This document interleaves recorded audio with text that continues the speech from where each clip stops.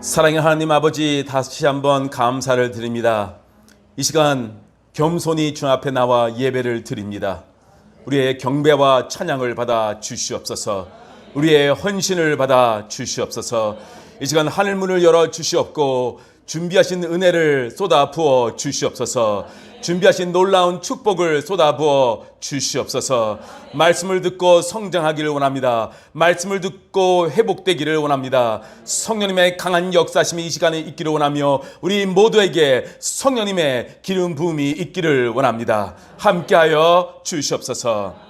감사하며 예수님의 이름으로 기도드렸습니다. 아멘. 우리 하나님의 말씀 보시겠습니다. 창세기 12장 10절에서 20절 말씀.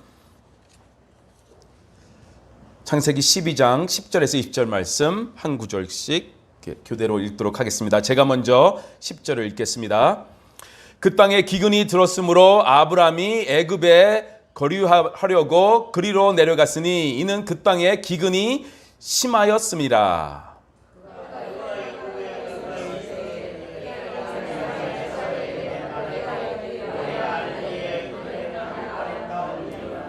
애굽 사람이 그대를 볼 때에 이르기를 이는 그의 아내라 하여 나는 죽이고 그대는 살리리니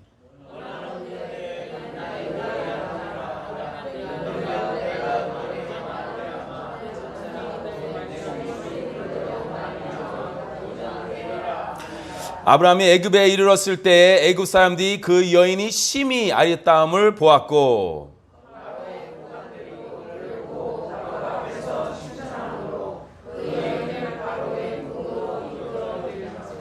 이에 바로가 그로 말미암아 아브라함을 후대함으로 아브라함이 양과 소와 노비와 암수 나귀와 낙타를 얻었더라.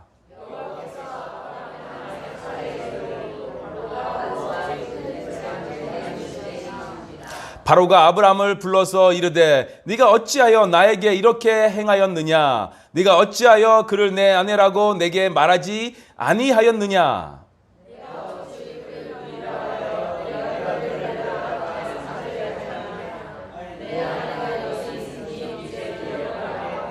다 같이 바로가 사람들에게 그의 일을 명하매 그들이 그와 함께 그의 아내와 그의 모든 소유를 보내었더라.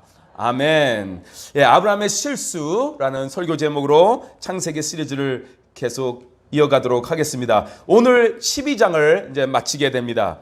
아브라함이 75세의 나이에 하나님의 말씀을 믿고 어려운 결단을 했습니다. 고향, 친척, 아버지의 집을 떠나 하나님이 가라고 하신 약속의 땅으로 출발을 했습니다. 하나님의 말씀을 따라 약속의 땅으로 왔습니다. 하나님의 말씀을 순종해서 약속의 땅으로 왔으니까 정말 좋은 일들이 많이 일어나야 하는 것입니다. 그렇게 기대를 했을 것입니다. 그런데 이 약속의 땅에 와 보니까 상상을 하지 못하는 일이 지금 벌어졌습니다. 첫째, 지난주에 살펴보았듯이 원주민들이 살고 있는 것입니다. 하나님을 모르는 사람들과 함께 이젠 아브라함은 살아야 하는 것입니다. 그들이 살고 있는 땅을 하나님의 백성이 앞으로 살 땅으로 만들어야 하는 그런 큰 숙제가 그 앞에 있는 것입니다. 둘째, 오늘 본문을 보니까 그 땅에 기근이 있었다고 말하고 있습니다. 하나님께서 아브라함에게 주신 약속의 땅에 기근이 들은 것입니다. 아니, 지금까지 기근을 모르고 갈대아 우르라에서도 잘 살았고 또 하란에서도 잘 살았는데 하나님이 주신 약속의 땅에 와 보니까 기근이 덮친 것입니다. 하나님을 모르고 살았을 때는 정말 기근도 모르고 잘 살았는데 하나님이 주신 땅에 와 보니까 기근이 있는 것입니다. 하나님의 말씀을 따라간 곳, 그리고 제단을 쌓은 곳, 복되다고 생각을 한 땅, 그 땅에 기근이 찾아온 것입니다. 그것도 아주 심한 기근이라고 성경은 말하고 있습니다. 10절을 보시기 바랍니다. 그 땅에 기근이 들었으므로 아브라함이 애굽에 거류하려고 그리로 내려갔으니 이는 그 땅에 기근이 심하였음이라. 그 당시 잘 아시지 않습니까? 농사를 짓는 농업과 목축업이 이게 주요 비즈니스이기 때문에 이것은 최악의 상황입니다. 어렵게 결정을 해서 하나님의 말씀을 따라왔는데 기근이 덮친 것입니다. 아브라함이 얼마나 그 마음이 그 상황을 봤을 때 상처를 받았겠습니까? 얼마나 힘들었겠습니까? 모든 것을 포기하고 하나님만 보고 따라와서 제일 먼저 한 것도 하나님을 예배를 드렸는데 지금 살기 힘든 상황이 생긴 것입니다. 지금 아브라함이 혼자가 아니지 않습니까? 아브라함을 따라온 아내가 있고요. 조카 롯도 있고요. 또 하란에서 얻은 수많은 사람들이 있습니다. 이 수많은 사람들이 가나안까지 왔을 때 누구를 믿고 왔습니까? 그들은. 아브라함은 하나님을 믿고 왔지만 그 수많은 사람들은 아브라함을 지금 믿고 온 것입니다. 좋은 곳에서 살고 있다가 아브라함의 말을 믿고 더 좋은 땅으로 가자 해서 그 말을 믿고 왔는데 지금 심한 기근이 이 땅에 있는 것입니다. 아브라함은 하나님의 명령에 순종했습니다. 그래서 갈대아 우르를 떠났습니다. 갈 바를 알지 못했지만 하나님의 말씀을 믿고 떠난 것입니다. 그래서 하란에서 몇 년을 사는 것은 있었지만 그래도 하나님의 지시한 땅으로 도착을 했다라는 것입니다. 그래서 가나안 땅까지 오게 된 것입니다. 그러나 약속의 땅에 도착해 보니까 당황스러운 일이 지금 생긴 것입니다. 그것은 물이 흐르고 먹을 것이 많은 낙원이 아니었습니다. 그런 곳이 아니었습니다. 그곳은 기대했던 것처럼 아주 좋은 땅이 아니었습니다. 살 수 없는 땅이었습니다. 아브라함은 사람들에게 하나님께서 함께 하실 것이야. 우리는 약속의 땅으로 지금 가는 거야. 정말 좋은 땅일 거야. 대박이 터질 거야. 그렇게 말을 해서 사람들이 따라왔는데 지금 보니까 그것이 아니었습니다. 하나님께서 좋은 땅으로 인도하시고 또 가는 곳마다 좋은 사람을 만나고 그렇게 해야죠. 그렇죠? 그래야지만 아브라함도 내가 뭐라고 했어? 하나님이 우리를 부자로 만들어 주신다고 내가 약속했지? 이것 봐. 그렇게 큰 소리를 칠 텐데 지금은 그런 상황이 아닙니다. 전혀 아니에요. 하나님의 말씀을 믿고 따라왔더니 그전보다 더 힘든 상황입니다. 정말 아브라함은 자기를 믿고 따라온 사람들에게 미안했을 것입니다. 우리도 이런 경험을 할 때가 있습니다. 정말 하나님을 더 잘 믿고 하나님의 말씀을 순종하려고 정말 말씀을 붙잡고 믿은 대로 살려고 하는데 힘들어질 때가 있습니다. 마음을 먹고 이제 앞으로 교회도 더 열심히 다니고 기도도 열심히 하고 매일매일 말씀을 읽고 그렇게 결정을 하고 그렇게 살려고 하는데 더 힘든 상황이 터집니다. 그냥 대충 믿음 생활할 때가 더 좋았을 때가 있어요. 하나님의 말씀을 따라 사역도 하고 더 순종하며 살려고 했는데 더 힘들어졌을 때 그때 어떻게 해야 하느냐? 오늘은요. 근데 더 열심히 잘 믿으려고 했을 때 그때 일이 잘 안 풀릴 때 그때 어떻게 해서는 안 된다가 오늘의 메시지의 포커스입니다. 하나님의 말씀을 따라 살려고 했는데 더 힘들어질 때 하지 말아야 하는 것. 그것이 무엇인가? 그게 오늘의 메시지입니다. 모든 그리스도인들이 알아야 할 것이 있는데요. 믿음은 시련을 통해서 검증이 된다는 것입니다. 믿음은 시련을 통해서 검증이 된다. 기근이 우연히 온 것이 아닙니다. 지금 천지를 주관하시는 하나님께서 허락하셨기 때문에 기근이 생긴 것입니다. 왜 하나님께서 약속의 땅에 도착한 아브라함에게 이런 어려움을 주셨을까요? 왜 이런 어려움을 허락하셨을까요? 약속의 땅에 도착한 초창기에 아브라함은 어려움을 지금 만난 것입니다. 그것은 아브라함의 믿음을 더 강하게 하기 위해서였습니다. 하나님은 물론 우리에게 축복을 주십니다. 그러나 먼저 축복을 담을 만한 그 그릇을 준비시켜 주시는 것이에요. 그 그릇이 돼야 돼요. 깨진 그릇에 아무리 좋은 복을 줘봤자 다 흘러 내려가는 것입니다. 엉뚱한 데다 우리가 사용하게 되는 것입니다. 우리에게 비전을 주신 후에 믿음의 갈등 단계를 거치게 하신다는 것입니다. 왜냐하면요, 단련되지 않은 믿음은 강해지지 않습니다. 계속 약한 믿음으로만 가지고 있게 됩니다. 그래서 하나님께서 비전을 주셨지만 그 비전을 이루시기 위해서 우리를 훈련시킨다는 것입니다. 다양한 방법으로 훈련을 시키시죠. 믿음의 조상으로 만들기 위해서 아브라함은 이런 고통을, 이런 당황스러운 일을 경험을 했어야만 했습니다. 아브라함은 순간적으로 당황했습니다. 이곳은 살 수 없는 땅인데 왜 하나님은 이곳을 약속의 땅이라고 하면서 나를 여기로 인도했지? 그렇게 생각을 했을 것입니다. 바로 그때 아브라함은 잠시 이집트에 피신할 생각을 했습니다. 이집트에 가면 살겠지. 바로 이것이 아브라함이 잘못한 것입니다.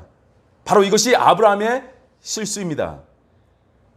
하나님은 아브라함에게 이집트로 가라고 말씀하신 적이 한 번도 없습니다. 이것은 그냥 아브라함의 생각입니다. 하나님은 내가 네게 지시할 땅으로 가라고 말씀하셨지. 그리고 그 땅은 가나안이었죠. 이집트가 아니었다라는 것입니다. 지금 아브라함은 믿음의 눈으로 그 땅을 보는 것이 아니라 인간의 세상적인 눈으로 그 땅을 보니까 그런 결정을 한 것입니다. 이집트로 가야 되겠다. 이집트에는 나일강이 있습니다. 그리고 살기 좋은 곳입니다. 많은 것이 발전되어 있는 곳입니다. 갈대 우르라는 그런 지역은 아니었지만 그 당시 두 번째로 살기 좋은 그런 땅이었습니다.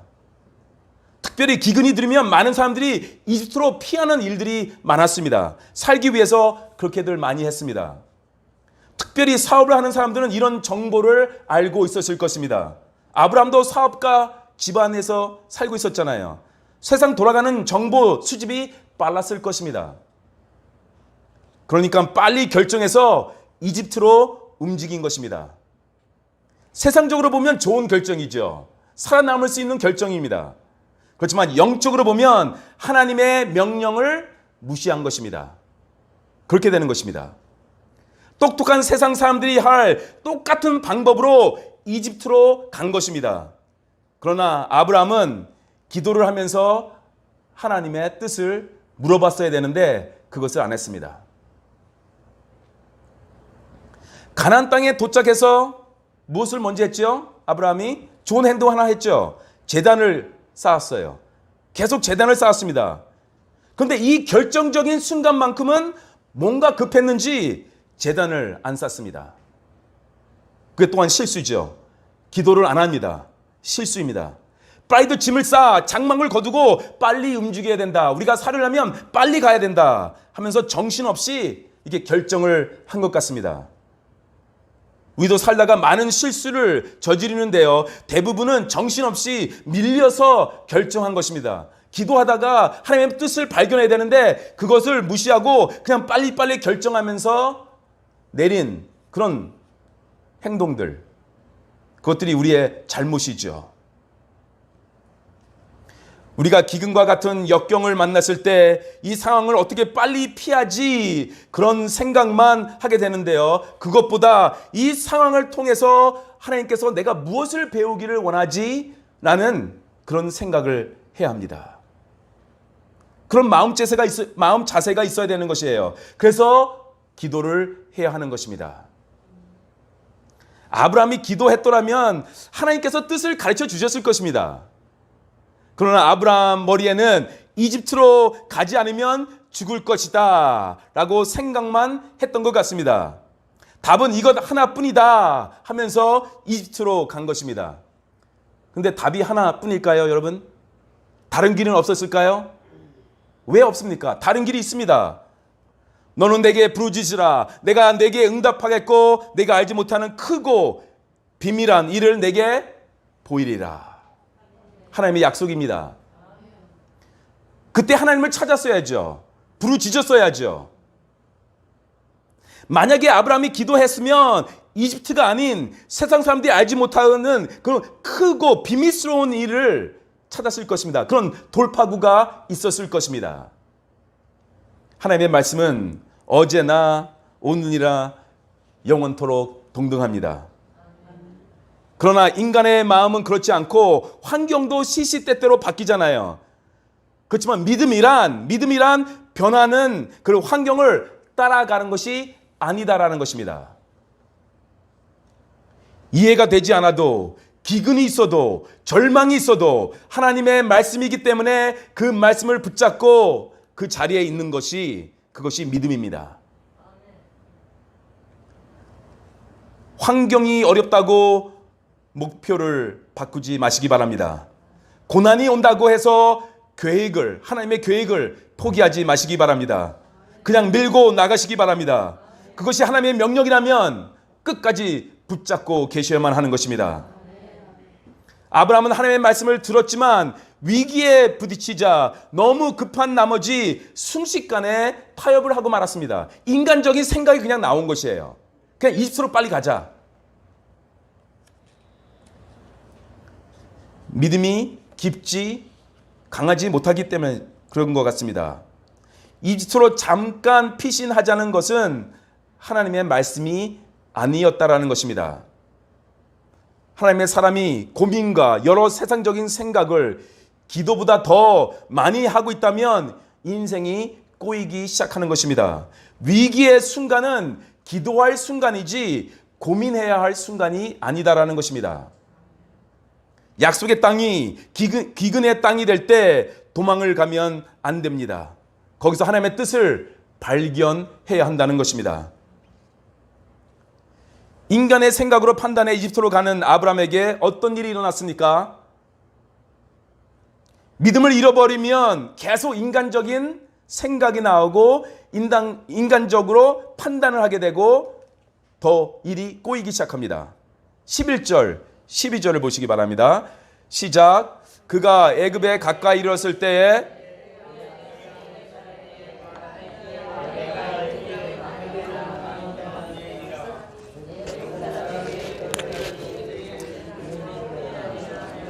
나는 죽이고 그대는 살리리니. 보세요.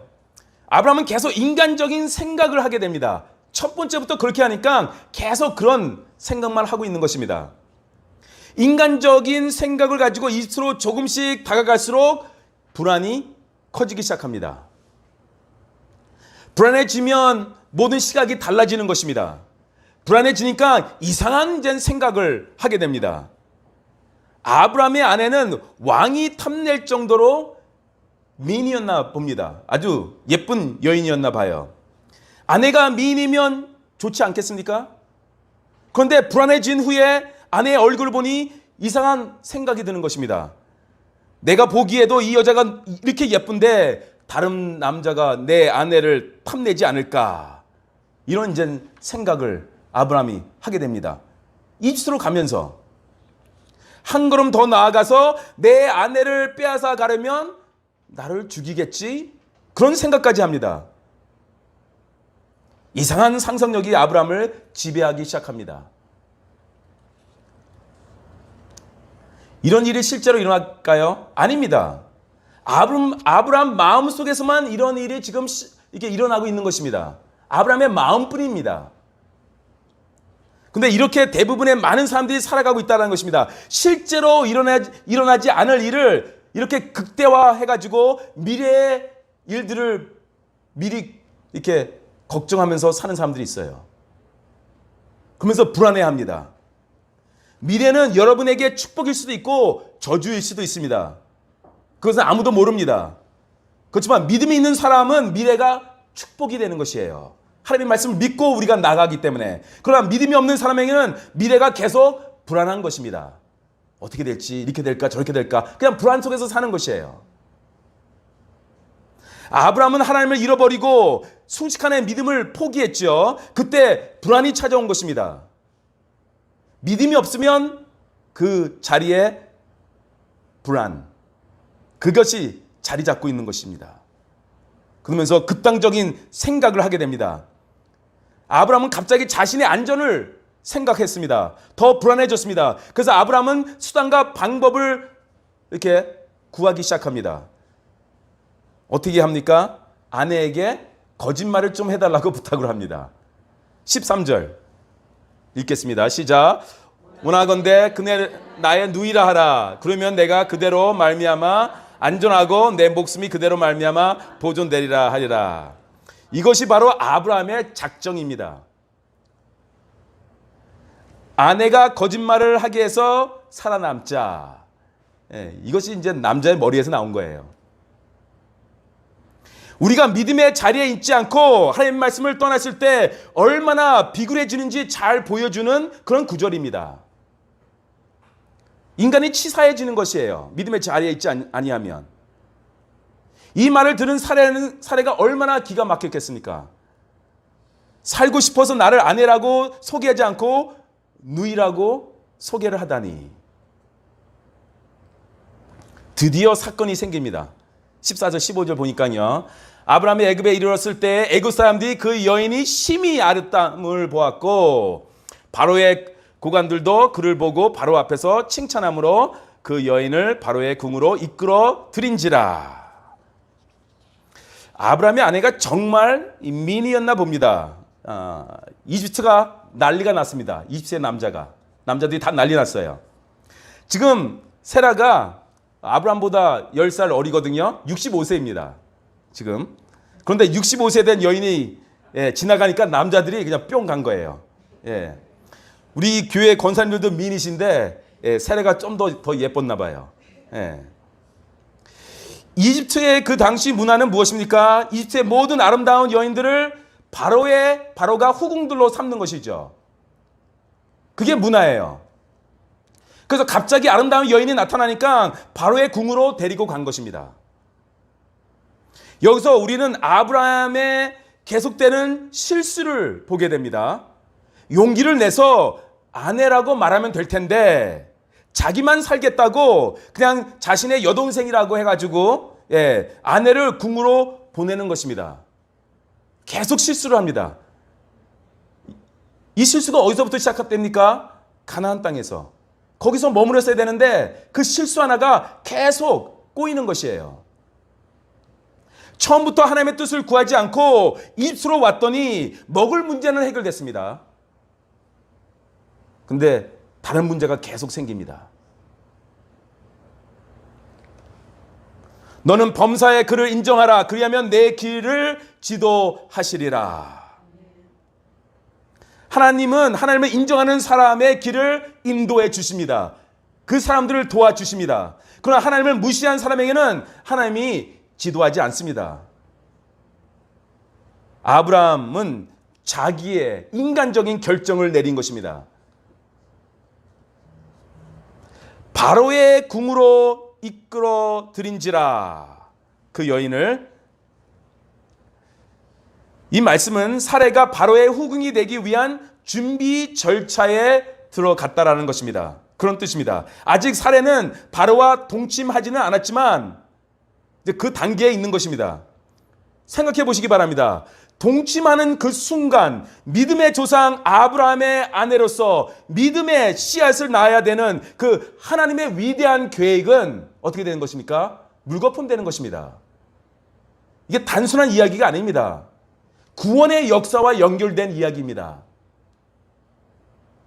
하나님의 위대한 계획이 지금 계획을 아브라함 한 사람 실수로 인해서 사례가 이방인인 바로의 후궁으로 평생 살아야 하는 그런 지금 위기에 있는 것이에요.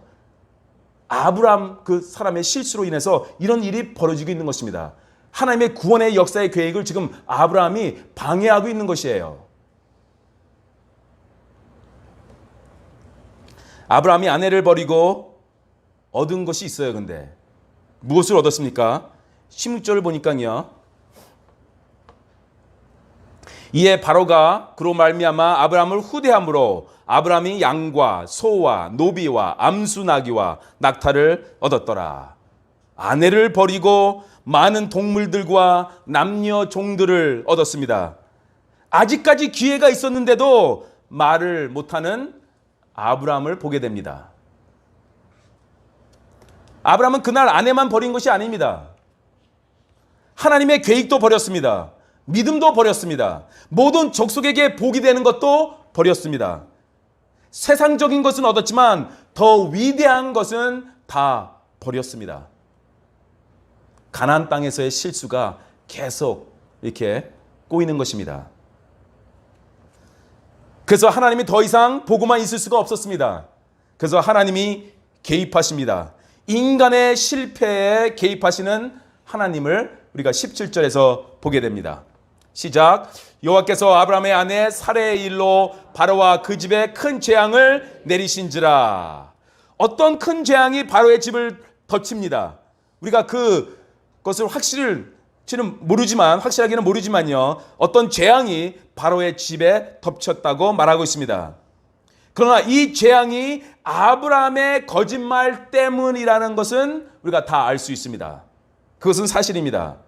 축복의 통로가 되어야 한 아브라함이 이제는 재앙의 통로가 되었다라는 것입니다. 이건 너무나 중요한 것입니다. 우리 모두가 아주 잘 들어야 됩니다. 성경을 통해서 우리가 계속 보게 되는 것인데요. 하나님의 사람이 저와 여러분이죠. 하나님의 사람이 하나님의 길을 가면 그 주변 사람들도 축복을 받게 되어 있습니다. 그렇지만 잘못된 길로 가면, 하나님의 사람이 잘못된 길로 가면 그 사람들도 피해를 입게 되어 있습니다. 이런 것입니다. 하나님이 우리와 함께 하시기 때문에 우리가 하나님의 뜻을 따라 하나님이 보내신 회사가 있습니다. 그곳에 가서 기도해 보니까 그곳에 가서 일을 하라 해서 우리는 그곳에 갔습니다. 하나님이 그 회사를 나를 보내신 뜻이 있다라는 것입니다. 그러면 그 회사는 망할 수가 없지요. 하나님의 뜻이기 때문에 그 회사를 계속 보여주실 것입니다. 내가 그곳에서 일을 하면서 하나님의 뜻을 이룰 수 있는 것이 있기 때문에 그런 것이죠. 그러나 하나님이 원하지 않는 회사에 제가 갔다가 어떻게 됩니까 그럼? 하나님의 뜻이 그것이 아니었는데, 하나님의 뜻은 다른 데 있었는데 나는 고집해서 그 회사에 들어갔다. 여기는 내가 있을 곳이 아니라는 것입니다. 하나님께서는. 근데 저는 고집해서 그곳에 갔습니다. 하나님의 말씀을 계속 무시합니다. 하나님께서 마음속으로 계속 말씀하십니다. 그곳에 있는 곳이 아니다. 너는 그곳이 하나님의 뜻이 아니다. 저는 계속 무시합니다. 그러면 그 회사는 문을 닫을 수도 있는 것이에요. 하나님께서 그렇게 하실 수 있다는 것입니다. 나 때문에 많은 사람들이 피해를 보는 것입니다. 이 놀라운 사실을 우리는 알아야 합니다. 하나님의 사람은 한 사람 때문에 많은 사람이 복을 받을 수도 있지만요, 많은 사람에게 피해를 줄 수도 있는 것입니다. 지금 바로 이 바로 왕이 그 엄청난 피해를 입게 된 것이에요. 믿음의 사람이 믿음을 포기하게 되면 주변 사람들이 피해를 입게 되는 것입니다. 하나님의 사람이 하나님의 방법대로 살지 않으면 주변의 사람들이 고통을 받을 수 있다는 것입니다. 그렇기 때문에 하나님의 사람으로 산다는 것은 큰 책임감을 가지고 산다는 것입니다. 내가 아무렇게나 해도 상관이 없는 그런 삶이 아니라는 것입니다. 바로가 이 엄청난 재앙을 당하면서 내가 왜 이렇게 됐나 하면서 상황 파악을 좀 했나 봅니다. 이게 지금 왜 이런 일이 갑자기 일어난 거지? 그래서 상황 파악을 해보니까 새롭게 들어온 이 후궁이 아브라함의 여동생이 아니라 아브라함의 아내라는 것을 발견하게 됩니다. 그리고 아브라함이 하나님을 믿는 사람이라는 것도 알게 된 것 같습니다. 그래서 바로는 하나님을 믿는 사람의 아내를 후궁으로 삼으려고 해서 재앙이 온 것이 아닌가라고 그렇게 판단을 내립니다. 좀 영리한 사람이었던 것 같습니다. 그런 결론을 내립니다. 그래서 바로가 아브라함을 꾸짖습니다. 18절 19절 보시겠습니다. 바로가 아브라함을 불러서 이르되 네가 어찌하여 나에게 이렇게 행하였느냐? 네가 어찌하여 그를 내 아내라고 내게 말하지 아니하였느냐? 네가 어찌 그를 누이라 하여 내가 그를 데려다가 아내로 삼게 하였느냐? 내 아내가 여기 있으니 이제 데려가라. 어떻게 보면 바로는 억울합니다. 속았잖아요. 아브라함은 그러니까 사레가 아내라고 말하면 바로가 자기를 죽일 거라고 그렇게 상상을 한 것이에요. 그러나 그것은 아브라함의 상상이지 사실이 아니었습니다. 정직하게 말을 했더라면 믿음의 조상 아브라함이 될 사람인데 하나님께서 보호해주지 않았겠습니까? 이제 거기까지 그런 믿음이 없었던 것이죠. 지금 아브라함에게. 우리도 상상을 많이 합니다. 인간적인 생각을 너무나 많이 할 때가 있습니다. 믿음으로 살려고 하지 않고 믿음 생활도 인간적인 생각으로 하려고 합니다. 계산기 두드려서 답이 안 나오면 아무것도 하지 않으려는 것이 요즘 교회입니다. 계산기 두드려서 답이 안 나와도 반드시 해야 하는 것들이 있습니다. 선교는 계산기 두드리는 것이 아닙니다. 반드시 해야 됩니다. 하나님의 명령입니다. 부산에 세계로 병원이 있다고 합니다. 세계로 병원. 예수님을 믿는 의사들이 모여서 세운 병원입니다. 암 치료로 그렇게 유명한 병원이라고 하는데요. 그리고 1년에 한 1200명이 되는 선교사님들을 무료로 치료해 준다고 합니다. 아니 지금 안 그래도 지금 대부분의 한국의 병원들이 적자인데 그렇게 하면 문을 닫게 되는 것 아니겠습니까? 한 1200명을 돈을 받아야지 이거 무료로 해주면 어떻게 병원을 운영합니까? 그런데 놀랍게도 매년 흑자 운영이 된다고 합니다. 하나님의 역사하심이죠. 이거는 계산기 두드려서 답이 안 나오는 것이죠. 우리 인간의 논리적인 생각으로는 불가능하다고 봐서 포기할 때가 있어요. 그렇지만 포기하기 전에 우리는 먼저 기도하면서 하나님의 뜻을 구해야 하는 것입니다. 그래서 인간적인 생각으로 불가능하다 해도 하나님께서 계속 마음을 주신다면 이것은 하나님의 뜻이야. 그러면 그 자리에 머무러야 돼요. 그 사역을 해야 합니다. 또 우리는 18절, 19절에서 무엇을 느끼게 됩니까? 아브라함이 당하는 수치입니다. 바로가 아브라함에게 한 말이 무엇입니까? 아주 간단하게 말하자면 바로가 아브라함에게 할 말이 무엇입니까? 너 거짓말하면서 살지 마. 그건 아니겠습니까? 너 왜 나에게 거짓말했니? 믿음이 없는 세상 사람들에게 믿음의 생활을 시작하는 아브라함이 창피를 당하고 야단을 맞고 있는 것입니다. 믿음이 없으면 부끄러운 일을 당하게 돼 있습니다. 믿음을 포기하면 염려와 근심이 쌓이고요. 염려와 근심이 쌓이면 거짓말을 하게 되고요. 거짓말을 하게 되면 주변 사람들에게 피해를 주게 되고요. 그렇게 되면 결국 수치를 당하게 되는 것입니다. 그러나 놀라운 사실은 하나님이 그를 버리지 않으셨다라는 것입니다. 아브라함을 선택하신 하나님은 아브라함을 버리지 아니하셨습니다. 그 은혜를 우리가 20절에서 보게 됩니다. 읽겠습니다. 시작. 바로가 사람들에게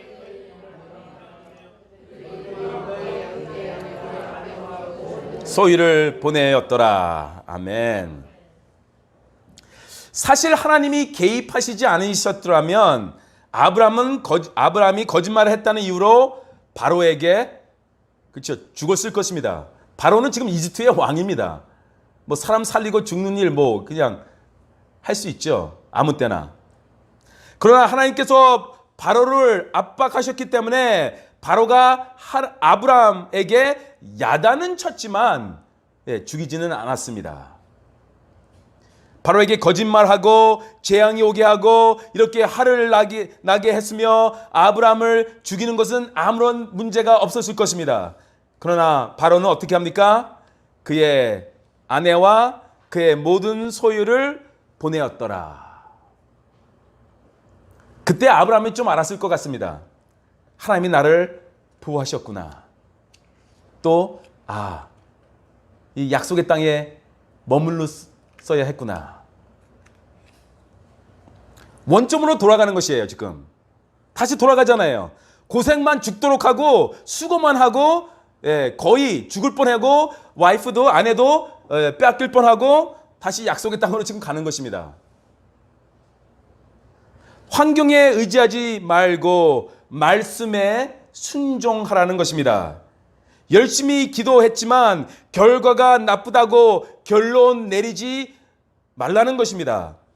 홍해 앞바다로 하나님이 인도하셨다면 다시 돌아가면 안 된다라는 것입니다. 거기서 홍해 앞바다에서 하나님을 믿고 하나님의 인도하심을 기다려야 한다는 것입니다. 홍해 바다에서 하나님의 인도하심을 기다리면 어떻게 됩니까? 홍해가 갈라지는 것입니다. 그때까지 기다려야 돼요. 기근 속에서 하나님을 예배하셔야 합니다. 고통 속에서 끝까지 하나님을 찬양해야 합니다. 도피하거나 도망가면 다 망가지는 것입니다. 하나님은 우리에게 이 고난을 통해서 믿음을 보게 하시길 원하시며 이런 고난과 기근을 이길 수 있는 강한 믿음의 사람으로 만들어 주시기를 원하시는 것입니다. 그 자리를 피해가면 안 되는 것입니다. 살아남기 위해서 하나님이 원하는 곳을 피하고 거짓말하면 우리는 더 망가지게 됩니다. 믿음의 사람이 될 수가 없는 것이에요. 축복의 통로가 될 수 없는 것입니다.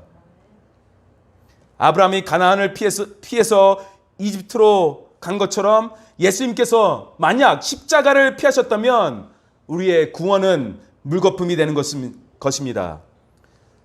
우리도 하나님이 부르신 자리를 피하면 모든 것이 물거품이 될 것입니다.